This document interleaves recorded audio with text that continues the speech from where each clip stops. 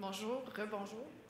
Je vais prendre quelques minutes de votre attention pour vous présenter le deuxième conférencier cet après-midi, M. Frédéric Gagnon, qui va aborder l'actualité politique américaine, facteur évidemment indissociable de la conjoncture économique mondiale.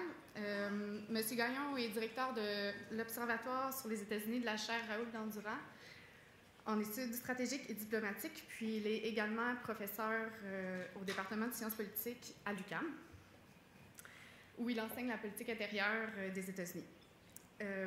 Récipiendaire de différentes bourses, auteur de plusieurs articles publiés dans les revues avec comité de lecture, et entre autres chercheur Fulbright à l'Université de Californie à Berkeley. Il a généreusement accepté notre invitation et dressera un portrait des primaires américaines de 2016, puis leur impact sur les États-Unis, puis le Québec. Donc, sans plus tarder, je lui cède la parole. Merci. Je remercie Maude Drapeau pour l'invitation à l'activité d'aujourd'hui.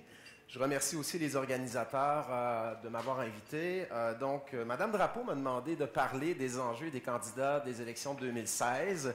Et ce que je vais faire, donc, c'est vous parler de Donald Trump pendant 40 minutes. Non, je vais vous parler des autres candidats aussi, mais effectivement, je vais parler un petit peu de Donald Trump.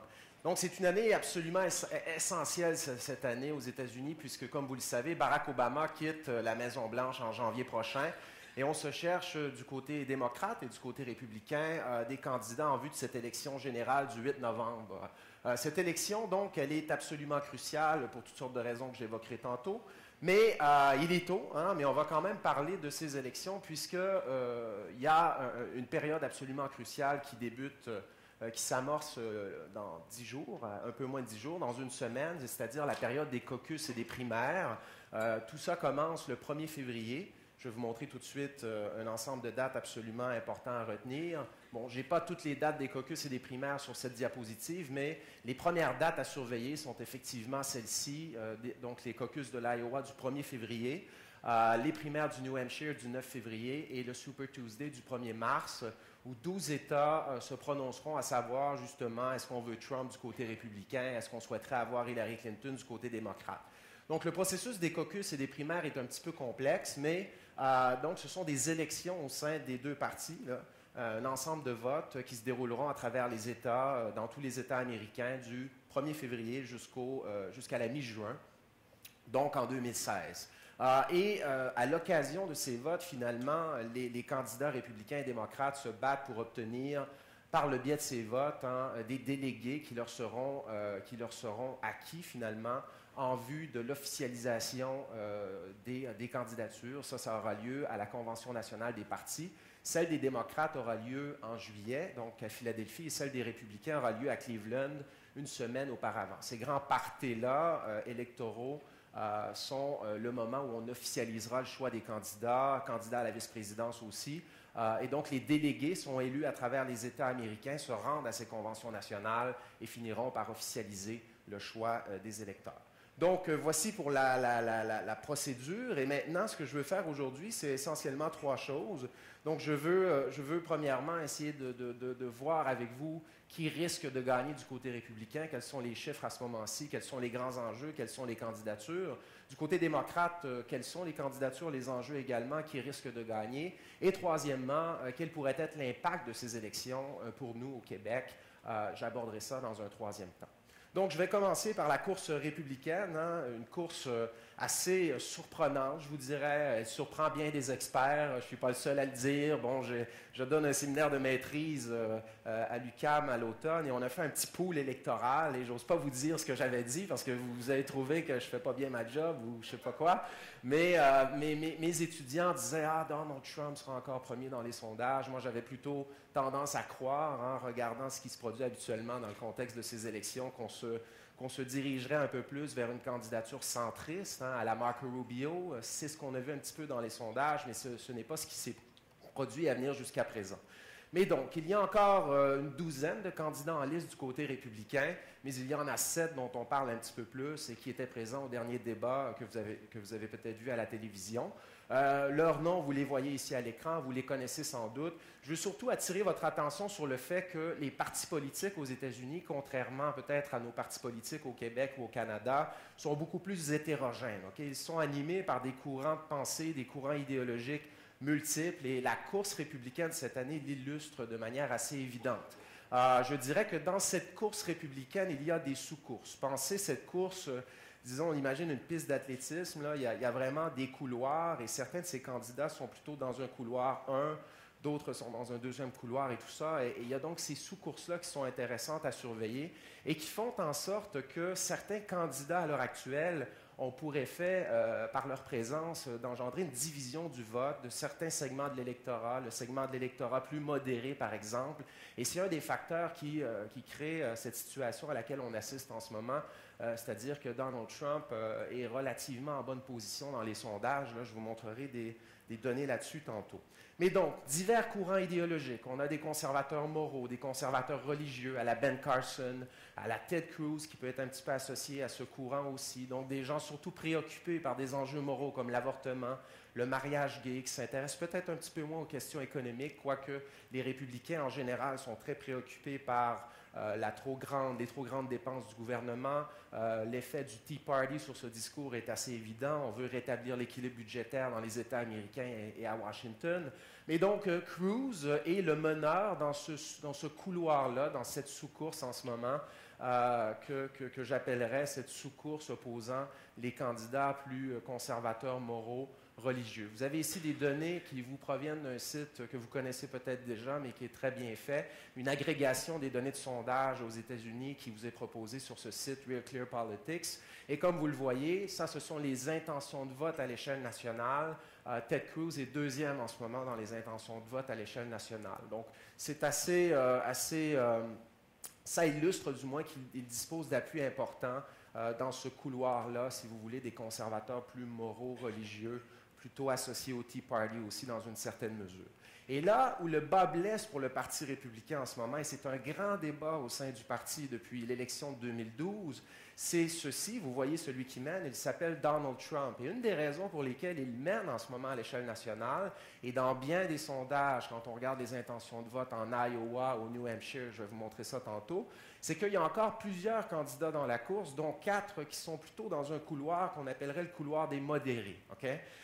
Et là, ben, il faut plus de nuances que ça là, pour peut-être décrire leur idéologie.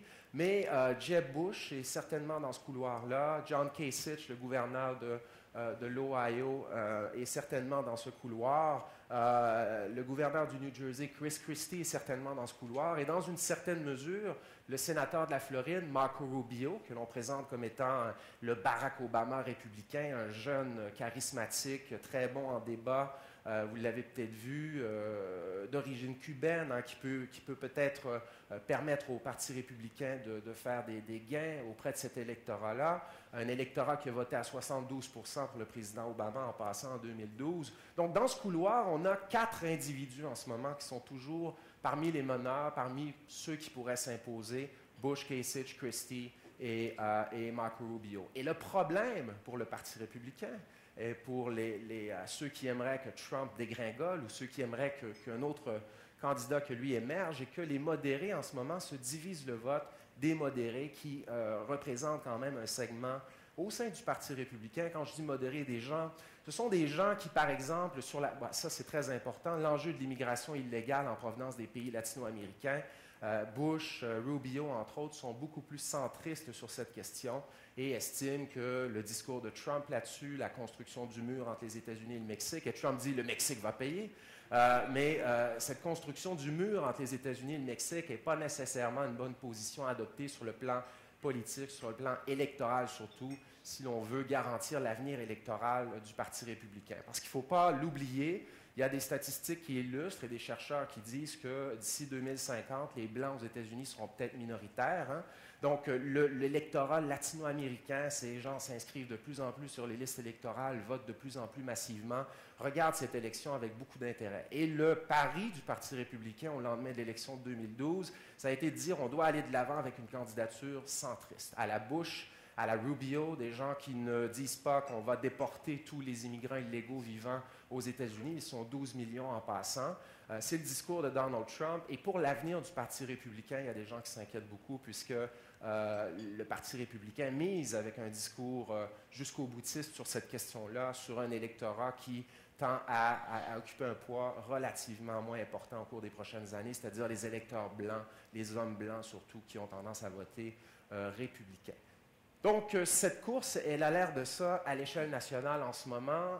Et là où il faut vraiment concentrer notre attention, je pense, ce sont, en fait, c'est sur ces chiffres-là. Que risque-t-il de se produire en Ohio, pas en Ohio lors de l'élection générale, mais en Iowa et au New Hampshire lors de ces deux premières courses des primaires du 1er février et du 9 février prochain.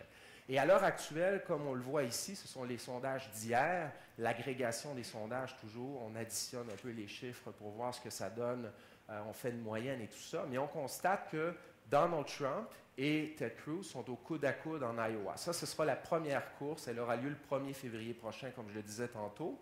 Et là où ça devient problématique pour les modérés dont je parlais tantôt, ou ceux qui, au sein du Parti républicain, souhaiteraient voir Trump dégringoler, c'est qu'au New Hampshire, Trump mène vraiment, vraiment de manière évidente.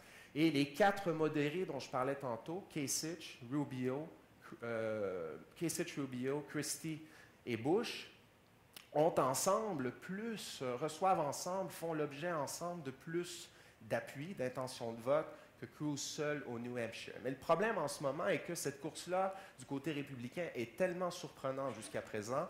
Personne n'avait prédit, ça c'est assez drôle, quand l'été dernier, on disait ben, Trump va peut-être se présenter, les chercheurs disaient oubliez ça, il ne se présentera pas, il n'y a aucune chance de gagner. Il s'est présenté, là il s'est mis à mener dans les sondages, les gens disaient ben, ça va durer une semaine, un mois.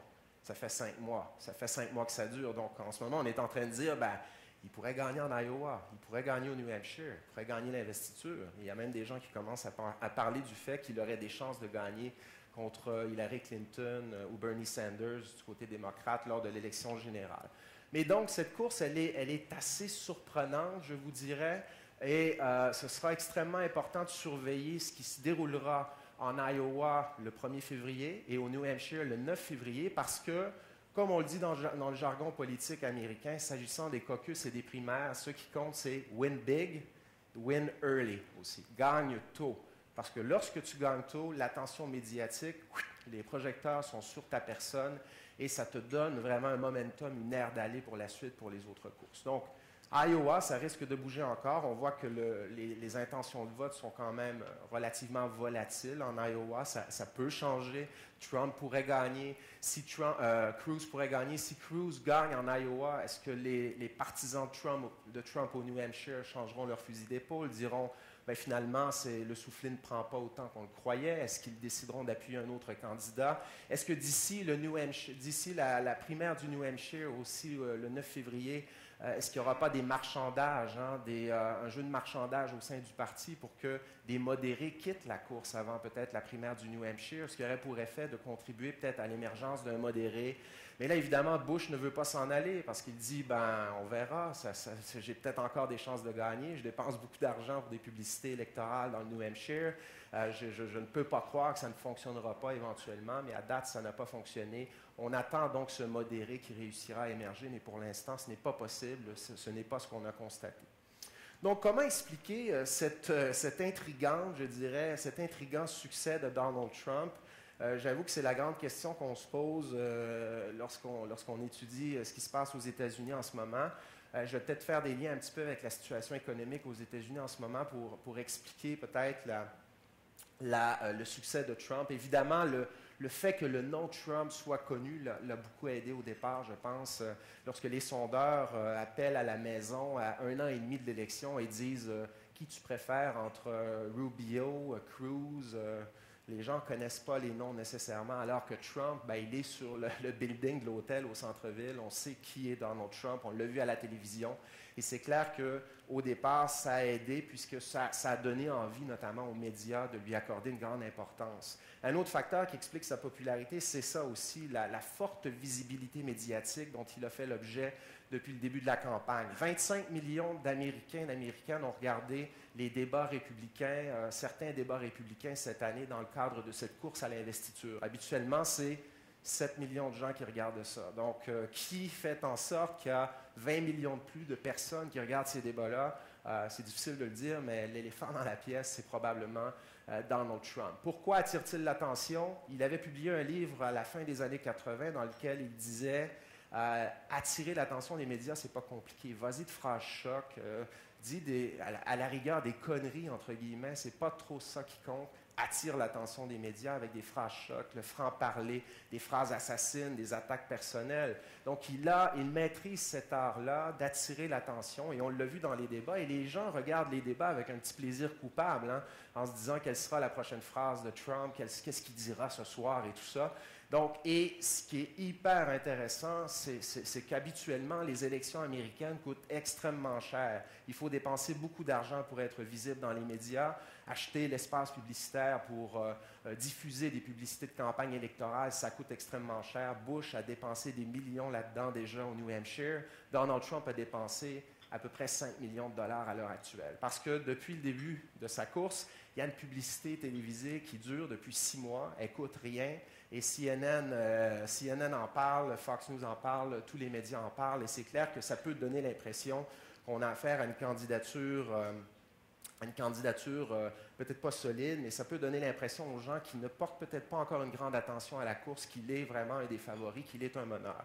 Ce qui explique aussi sa popularité ou le fait que le soufflet prend, je dirais, est que regardez le type de campagne électorale qu'il mène à l'heure actuelle. Il met l'accent, entre autres, sur des thèmes qui touchent plusieurs cordes sensibles au sein de la société américaine. Il met l'accent sur des thèmes qui rappellent de grands mythes de la nation américaine. Lorsqu'il dit « Make America Great Again », là, on a l'optimisme américain pur, tout à fait pur. Pensez au film à la série de films au Rocky Balboa. On va au tapis aux États-Unis, mais on se relève toujours. « Make America Great Again », c'est un peu l'idée.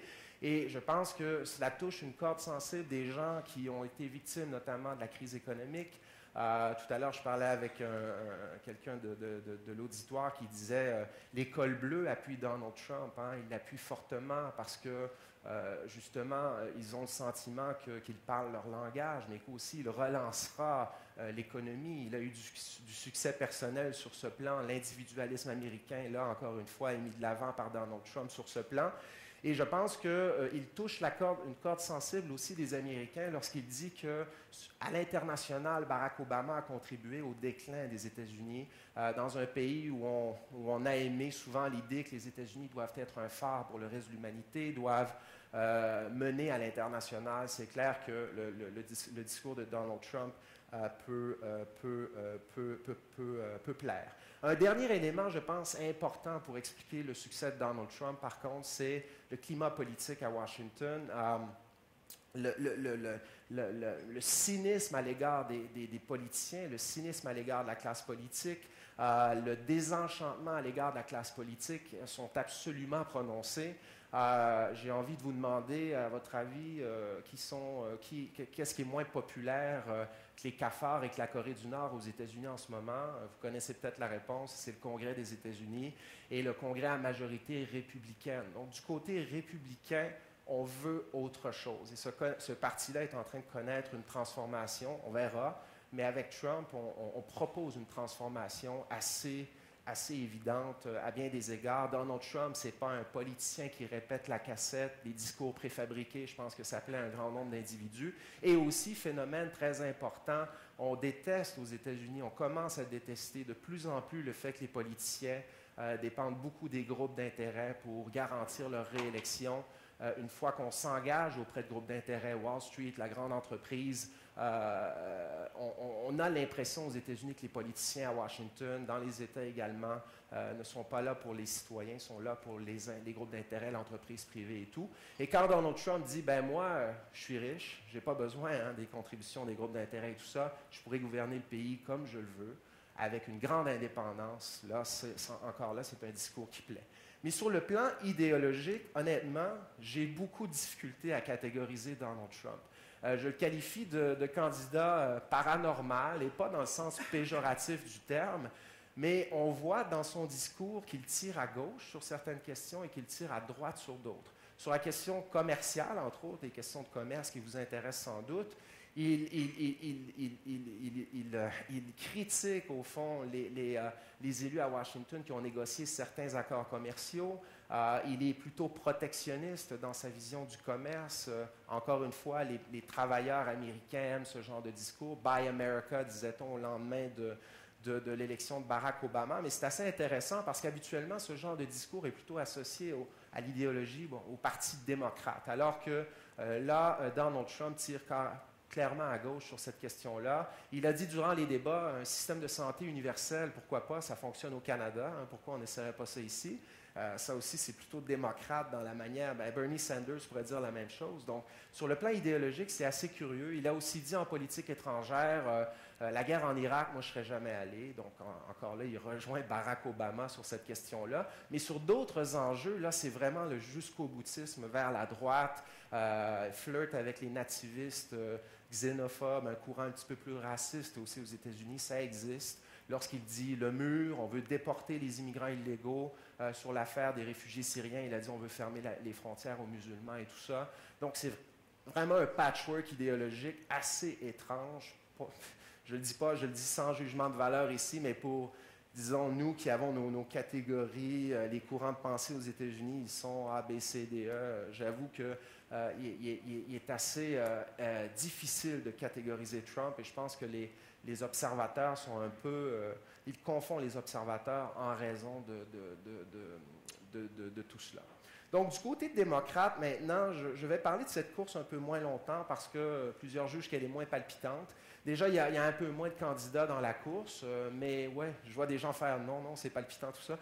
Et mes étudiants pensent la même chose. À l'UQAM, au département de sciences politiques, Bernie Sanders, ça pogne pas mal.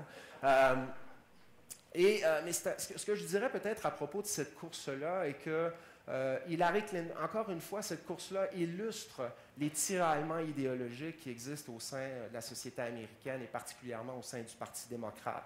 Il y a un superbe article dans The Atlantic de ce mois-ci qui parle un peu de l'évolution idéologique des deux partis, là, du côté républicain et du côté démocrate. Le texte des républicains est signé par David Frum, un ancien conseiller de Bush, de W. Bush, et le texte sur la gauche américaine, sur le Parti démocrate et les transformations que ce parti est en train de connaître est assez intéressant. Vous pourrez le regarder si vous le souhaitez. Et ce qu'on dit là-dedans, c'est que, justement, du côté républicain, on constate que le Parti républicain, sur certaines questions, se lance vraiment à droite, sur les questions d'immigration, entre autres, alors que du côté démocrate, là, vraiment, on assiste peut-être à un retour en force d'une gauche socio-économique, défendre la classe moyenne. Obama en parlait, mais on veut aller plus loin que ce qu'Obama a fait et on juge du côté démocrate, plusieurs personnes jugent que Barack Obama n'est pas assez loin en matière de santé, en matière de réduction des impôts pour la classe moyenne. On aurait dû augmenter les impôts des plus riches, on aurait dû taxer davantage les entreprises,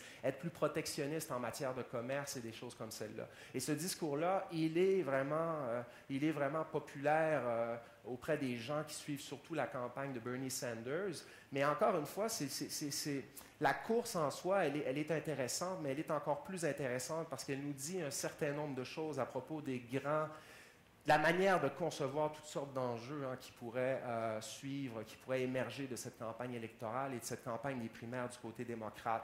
On en veut plus à Wall Street, le mouvement Occupy se fait entendre, participe un petit peu plus au processus politique que c'était le cas avant, et on veut du côté démocrate poursuivre l'héritage Obama, mais aller beaucoup plus loin à gauche que ce qui a été fait. Donc, encore là, c'est une course assez intéressante parce que les sondages illustrent que les deux candidats, Bernie Sanders et Hillary Clinton, qui incarnent plutôt le courant centriste au sein du parti, en politique étrangère, on le voit, elle est partisane d'une politique étrangère musclée contre l'État islamique, alors que Bernie Sanders est plus isolationniste dans sa vision de la politique étrangère. Mais Bernie Sanders, personne ne le voyait là. Personne. Et encore une fois, c'est extrêmement surprenant. Un sénateur du Vermont qui se dit socialiste, wow, quand même, socialiste. Quand tu emploies le mot socialisme aux États-Unis, habituellement, tu signes ton arrêt de mort, mais ce n'est pas ce qui se produit du côté démocrate, et c'est assez illustratif du fait que la gauche économique, socio-économique, se fera entendre dans le cadre de ces élections-là, avec toutes les conséquences que ça peut avoir sur les débats économiques qu'on aura durant cette campagne. Donc, à l'échelle nationale, assiste-t-on à un Sanders show?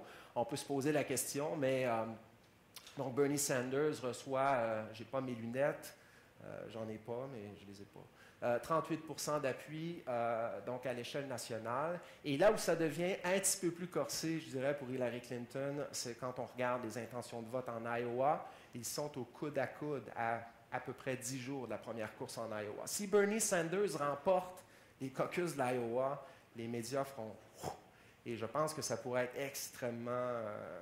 ça pourrait devenir encore plus compliqué pour Hillary Clinton, même si Nate Silver, Larry Sabato et les autres experts des élections ne se lancent pas trop pour dire que Sanders a de grandes chances, parce qu'Hillary Clinton a quand même l'appui de l'establishment du parti, elle a une machine rodée et tout ça, mais elle est visée par certains scandales, l'affaire des courriels, les affaires extraconjugales de son mari. Jeb a de la difficulté parce qu'on ne veut pas d'un autre Bush à la Maison-Blanche, et il y a des gens qui ne veulent pas d'une autre Clinton à la Maison-Blanche non plus. Il y a des féministes aussi aux États-Unis qui estiment qu'elle est relativement conservatrice dans sa vision des relations hommes-femmes et des choses comme celle-là. Mais en Iowa, ils sont au coude à coude, et boum! Au New Hampshire, en ce moment, c'est Bernie Sanders qui mène, et là, le vote a lieu le 9 février prochain. Il commence à se faire tard. C'est assez intéressant tout ça. Ce sera une course absolument palpitante à surveiller. Donc, le troisième point que je voulais aborder, et je vais terminer là-dessus, c'est de savoir qu'est-ce qu'il y a là-dedans pour le Québec, en quoi la course pourrait, disons, être intéressante pour nous. Et je ne vous cacherai pas qu'évidemment, le Canada et encore moins le Québec, et vous le savez de toute façon, sont des mots qu'on ne mentionne pas vraiment dans le cadre des élections présidentielles. On a parlé un petit peu du Canada récemment. Le candidat républicain Scott Walker disait « Ouais, peut-être qu'un mur entre les États-Unis et le Canada, ça pourrait être une bonne chose. Après tout, on le fait entre les États-Unis et le Mexique, donc pourquoi pas envisager ce genre de choses? » Il n'est plus dans la course, rassurez-vous. Donald Trump parle beaucoup du Canada en ce moment, mais pour des raisons qui nous intéressent peu, c'est-à-dire le lieu de naissance de... ça nous intéresse, mais comme observateur, ça n'a pas trop d'impact sur nous, au sens où il se demande si Ted Cruz est éligible pour devenir président des États-Unis.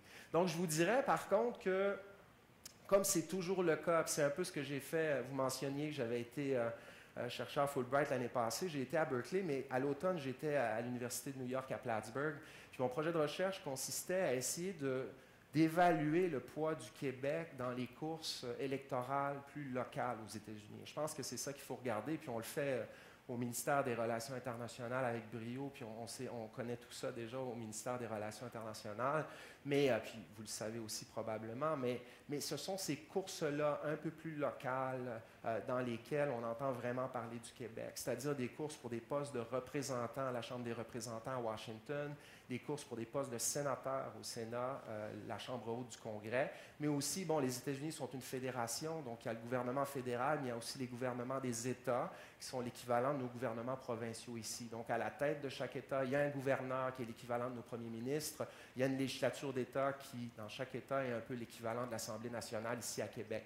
Et donc, le 8 novembre prochain, oui, on votera peut-être pour Trump, mais on votera aussi pour des centaines d'autres candidats à une multitude de postes électifs au sein de ce pays.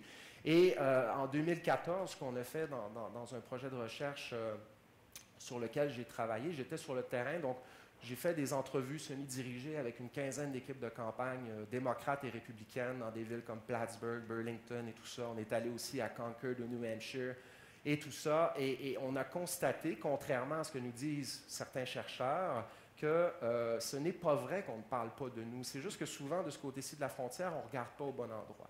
Mais dans ces courses locales, en 2014, dans l'État de New York, on parlait beaucoup de lac mégantic, entre autres, puisqu'on voulait éviter un lac mégantic. Un lac mégantic se produise dans des villes comme Willsboro, New York, ou Plattsburgh, New York, ou Albany, New York, qui est devenu vraiment un lieu extrêmement, pas fréquenté, mais où les trains transportant le pétrole circulent beaucoup plus qu'avant en raison de la volonté des États-Unis de devenir une puissance énergétique indépendante et de cette production de pétrole dans la région, le Bakken Formation, dans le Dakota du Nord. Donc, dans les courses, dans la 21e circonscription de l'État de New York, opposant Elise Stefanik, la républicaine, c'est elle qui a été élue finalement, à Aaron Wolf, le démocrate. Dans les débats télévisés, lors de mes entretiens et tout ça, on me parlait beaucoup du Québec, de lac mégantic. On me posait des questions sur ça parce qu'on voulait éviter qu'est-ce qui a été fait à lac mégantic, est-ce qu'on pourrait s'inspirer de ça, qu'est-ce qu'on doit faire ici.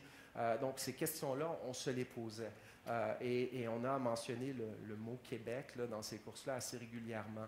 Au Vermont, l'État voisin, on parlait beaucoup lors de mes entretiens, on a beaucoup parlé du projet Addison-Rutland, qui est un oléoduc de gaz naturel, en fait, via lequel Gaz Métro, un distributeur de gaz naturel québécois, distribue du gaz naturel au Vermont. Et il y avait tout un projet qui consistait à prolonger cet oléoduc-là, le faire passer sous le lac Champlain jusqu'à une ville de l'État de New York qui s'appelle Ticonderoga.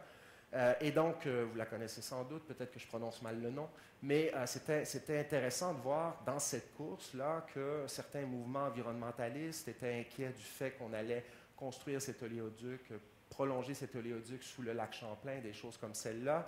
Au New Hampshire, les candidats aux élections locales à ce moment-là, notamment à la course au poste de gouverneur, opposant Maggie Hassan à Walt Havenstein, parlait beaucoup du projet du Northern Pass d'Hydro-Québec, évidemment. Et là, c'était intéressant parce que dans les entrevues qu'on a faites avec les étudiants, on a constaté que et les démocrates et les républicains étaient relativement opposés à ce projet-là. C'est un projet extrêmement crucial pour Hydro-Québec qui veut élargir sa capacité d'exportation d'hydroélectricité aux États-Unis. Et au Maine, ça c'est intéressant aussi, parce qu'au Maine, je disais, ben, ça ne parle pas trop du Québec là, mais finalement, il s'est produit quelque chose à une semaine de l'élection, des élections de mi-mandat de 2014. Ce sont les attaques de Saint-Jean-sur-Richelieu et d'Ottawa.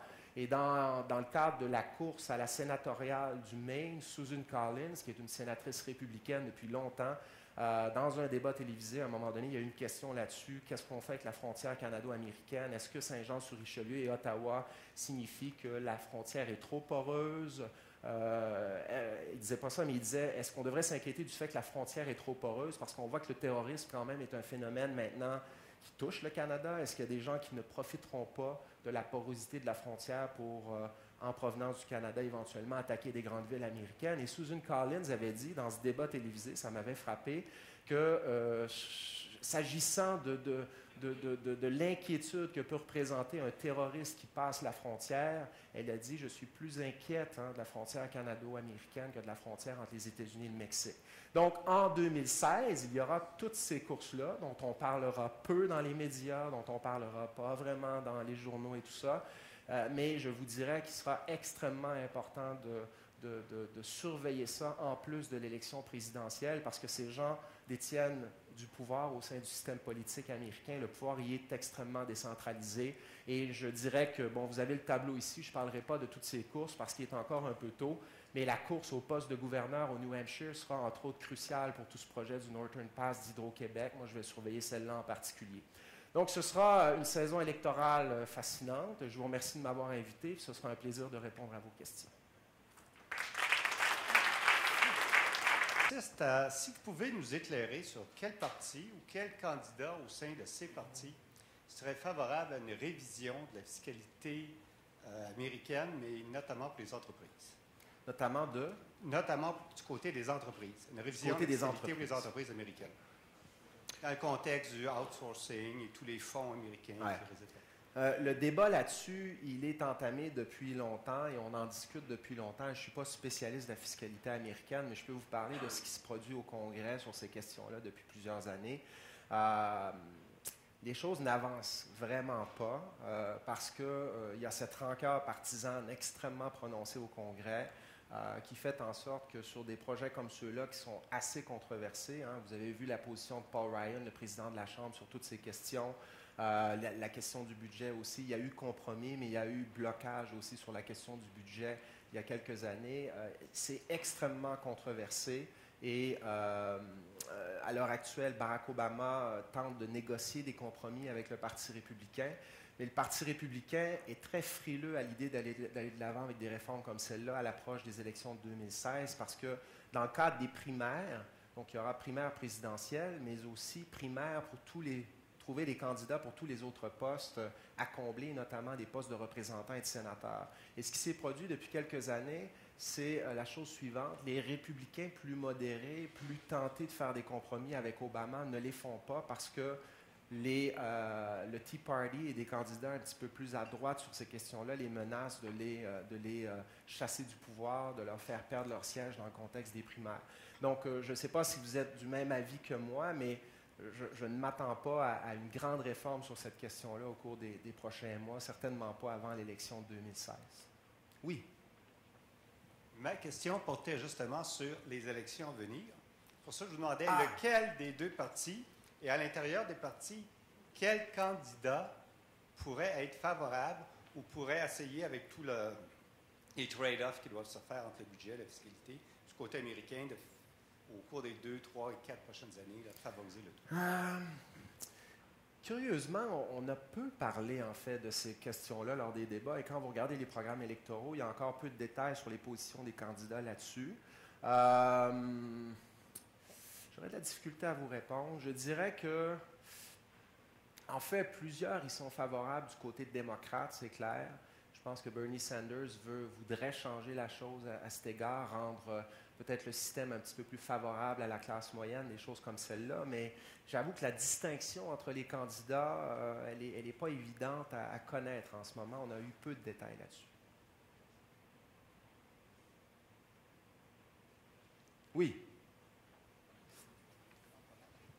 C'est une remarque qui va mener à une question. L'an dernier, j'ai eu la chance d'aller à une conférence politique à Washington avec Luc Gratin, puis il y avait un journaliste du Wall Street Journal qui est influent, il était très connu là-bas, qui venait parler de la course du côté du Parti républicain. Puis son argument, c'était qu'on allait assister au deep bench du Parti républicain avec tout le line-up qu'on a vu tantôt, et puis qu'il allait avoir de la profondeur, puis qu'il pourrait avoir de la Chambre, il pourrait avoir le Sénat et tout. Et puis, le nom de Donald Trump n'a pas été mentionné une seule fois de tout ce congrès-là. Ma question, c'est est-ce que maintenant, je pense, est-ce que le Parti républicain maintenant doit mettre tous ses espoirs derrière Donald Trump parce qu'il a tellement éclipsé tout le monde que si, comme on voit historiquement, que lui qui mène à ce moment-ci, c'est jamais lui qui gagne à la fin. S'il se tasse, il n'y a personne qui connaît aucun des autres candidats. Personne ne s'est fait connaître là-dedans. Donc, est-ce que, malgré eux, les républicains, doivent aller all-in Donald Trump et puis espérer une victoire? Je pense que l'establishment du parti ne veut pas que Donald Trump soit le candidat. Pour des raisons que j'ai évoquées tantôt, l'élite du parti, l'establishment, les gens qui sont au sein des organisations du parti ont le sentiment que Donald Trump, c'est peut-être pas la fin du Parti républicain as we know it, mais que c'est, en fait, la candidature de Donald Trump serait extrêmement coûteuse sur le plan électoral au cours des prochaines élections, en raison notamment de ses positions sur la question de l'immigration. La stratégie, puis David Frum l'écrit dans son texte, c'est un texte extrêmement intéressant, puis il pose la question que vous posez, que fera le Parti républicain à partir de maintenant, parce qu'on constate que Trump ne s'essouffle pas. Et ce qu'il dit là-dedans, c'est un peu ce que je disais tantôt, la stratégie de 2012, c'était d'y aller d'une candidature modérée, surtout sur la question de l'immigration, parce qu'on disait que la raison pour laquelle Romney avait perdu, Romney, ce qui a cloché, disait-on, c'était sa position sur la question de l'immigration. Il a été forcé d'adopter un discours plus dur sur cette question parce que Michelle Bachmann, Herman Cain et tout disaient on va construire une barrière électrique entre les deux pays, ce sera un mur double. Et là, Romney a senti le besoin d'adopter une position un petit peu plus conservatrice là-dessus. Et ça a été très nuisible pour le parti dans les États clés, notamment des élections. Donc la stratégie, elle va complètement à l'inverse de ce que Donald Trump représente. Une autre raison pour laquelle l'establishment du parti n'est pas très chaude à l'idée de se ranger derrière Trump à ce moment-ci, je n'ai pas les chiffres avec moi, mais c'est qu'actuellement, lorsqu'on regarde les sondages permettant de voir ce qui risque de se passer en novembre, là, on imagine d'hypothétiques duels entre Clinton, Sanders et tous les autres républicains. Un de ceux qui fait le moins bien en ce moment, c'est Donald Trump. Donc, ce qu'on commence à dire, c'est oui, OK, ça peut être intéressant dans le cadre d'une course à l'investiture, mais est-ce qu'il est présidentiable et est-ce qu'il peut gagner une élection générale contre Hillary Clinton? Et en ce moment, le problème est qu'aux États-Unis, c'est plus complexe que ça, mais on peut dire qu'il y a 3 groupes d'électeurs lors d'une élection générale. Des électeurs associés au Parti républicain, associés au Parti démocrate, puis il y a des électeurs qui se disent non affiliés, c'est-à-dire indépendants. Et le groupe d'électeurs qui connaît la plus grande croissance depuis quelques années, c'est le groupe des indépendants. Ils sont à peu près 42 % d'électeurs en ce moment. Et donc, Trump, c'est un peu intéressant parce qu'il plaît à certains électeurs démocrates. Il va chercher des votes là, il va chercher des votes du côté républicain, mais du côté des indépendants, son taux, en fait, l'opinion des indépendants à son égard est la pire des opinions quand on regarde quelle est l'opinion des indépendants à l'égard des candidats aux élections parmi les républicains. Donc, l'establishment a l'impression que c'est du suicide, en fait, électoral que d'aller de l'avant avec Donald Trump. Ils étaient prêts avec lui au départ parce qu'ils avaient la crainte qu'il se présente comme indépendant, ce qui aurait été la fin pour eux aussi en 2016.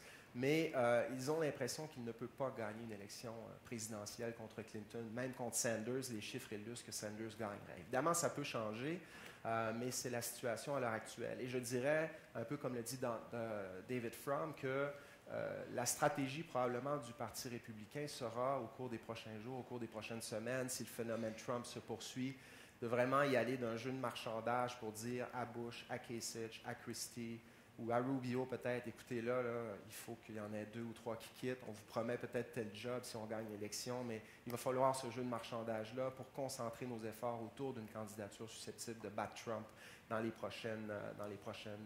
Donc ça peut se produire et l'argent à ce moment-là sera canalisé vers une candidature.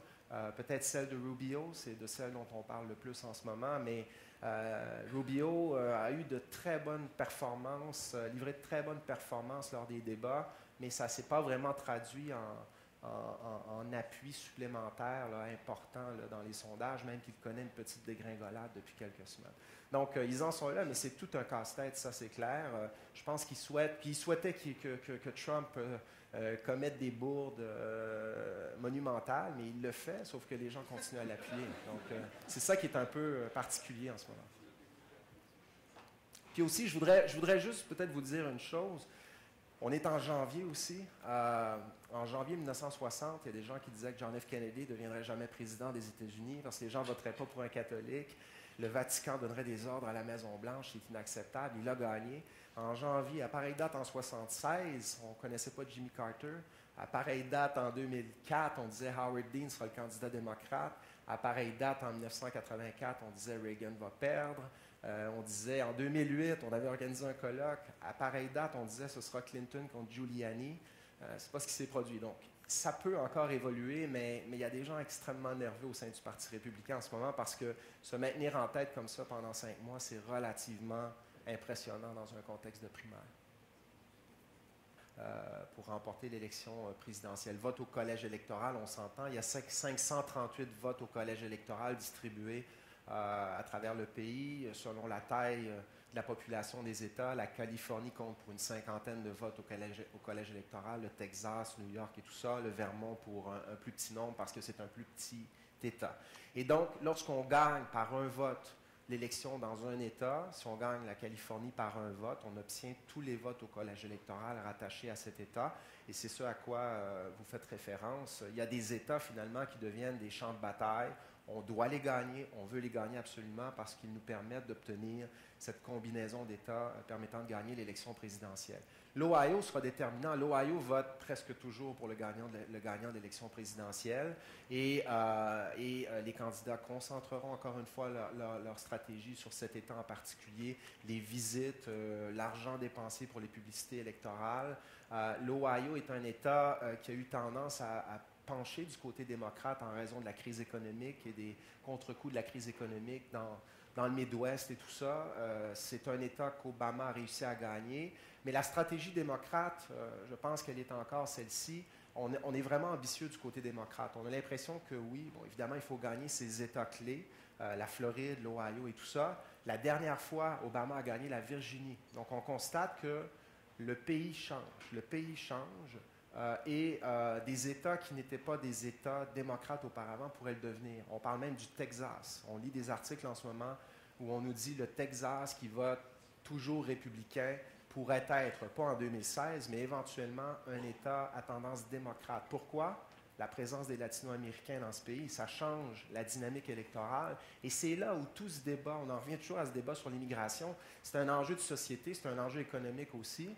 On dit, ils volent les emplois et tout ça. Et quand on est en Californie, quand on voit les emplois occupés par ces immigrants, on constate qu'il y a un peu d'hypocrisie dans le discours parce que ce sont des emplois que certaines personnes ne voudraient pas occuper aux États-Unis. Mais c'est un débat économique, social important, mais c'est un débat électoral aussi absolument important. Et au Texas, ça change. Et les mouvements démographiques, le fait que ça coûte extrêmement cher maintenant en Californie, engendre des mouvements démographiques justement qui font en sorte que le Nevada change sur le plan électoral, le Nouveau-Mexique change sur le plan électoral, le Colorado maintenant est un État que les démocrates peuvent prétendre gagner d'une élection à l'autre. Mais l'Ohio, effectivement, puis on le voit, c'est un système un peu étrange parce que c'est une élection nationale, mais les candidats font campagne dans 15 États finalement, ne visitent pas certains États qui leur sont acquis ou qui sont acquis déjà au parti adverse. Donc, pour les électeurs, disons, de la Virginie occidentale, l'élection est un petit peu plus plate que pour ceux de l'Ohio. Oui.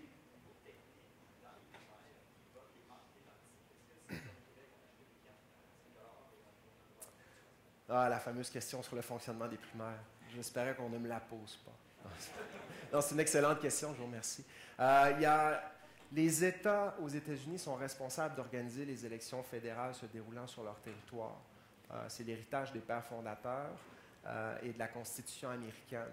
Donc, il y a toutes sortes de façons de voter. Lors des élections présidentielles, c'est le cas aussi. On vote avec les machines électroniques dans certains États, bulletins papier dans certains États. Jusqu'à tout récemment, on utilisait des vieilles machines mécaniques dans certaines circonscriptions pour voter.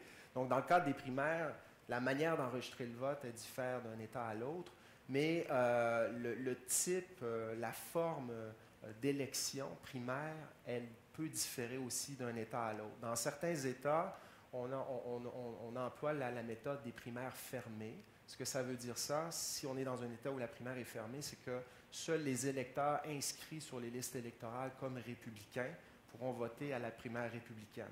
Seuls les démocrates pourront voter à la primaire démocrate et ceux qui ne déclarent pas leur appartenance à un parti ne pourront pas voter à l'une ou l'autre de ces primaires-là. On a des primaires ouvertes où là, on s'inscrit sur les listes électorales, peut-être comme démocrate, comme républicain, mais on peut voter à n'importe quelle primaire. Et c'est un vote démocratique. Dans ces États où on parle de primaire, c'est un vote qu'on enregistre, tout comme on le fait lors de l'élection générale, mais le taux de participation est extrêmement faible. 30 25 des gens en âge de voter. C'est surtout la base du parti qui se prononce, qui se déplace, les activistes et tout ça. Mais ce qui se passe en Iowa, c'est très différent. Ce sont des caucus. Et là, les caucus, du côté démocrate et du côté républicain, c'est différent encore une fois. Mais les caucus sont vraiment des rassemblements de militants qui, comme nous, aujourd'hui, si on faisait un caucus, ça ressemblerait à ça. Qui sont ceux, du côté démocrate, ça fonctionne comme ça. Qui sont ceux qui sont pour Bernie Sanders, aller dans le coin de la salle. Ceux pour Hillary Clinton, aller dans le coin là-bas. Là, à 2, ça devient peut-être un petit peu plus simple à gérer, mais à 10 candidats, là, il n'y a pas 10 coins dans la pièce. Il y en a presque 10, mais disons, il y en a 10, s'il y avait 10 candidats, on dirait, Obama, ils sont là, Clinton, ils sont là, Sanders, ils sont là. Puis là, il y a un jeu de marchandage en live, il n'y a pas enregistrement de vote, et on fait des tours. OK, au premier tour, on a 2 meneurs. Ceux qui appuyaient les 3e et 4e candidats, vous devez vous redistribuer. On va prendre 15 minutes pour en jaser. C'est vraiment la démocratie presque directe là, à son meilleur. Et du côté républicain, on fait ces caucus-là, mais on discute, mais on vote quand même sur bulletin papier. Puis donc, en Iowa, c'est ça. Là, et ce sera complètement fou. C'est complètement fou. À chaque fois qu'il y a ces caucus, les hôtels sont pleins, les journalistes sont là, puis ce sera une soirée assez intrigante. Mais ces caucus-là, on les emploie dans une minorité d'États. Dans la plupart des États, on recourt au système des primaires qui sont vraiment, on vote et à la fin de la soirée, on fait le décompte des votes.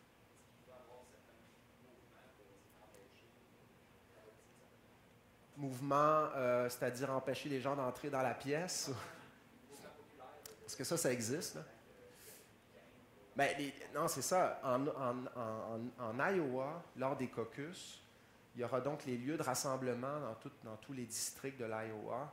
Et à l'entrée, justement, de ces bâtiments ou de ces écoles, où là, tous les mouvements sont là, les groupes d'intérêt sont là, les partisans de Trump avec les pancartes seront là. Ils sont pas mal là en ce moment.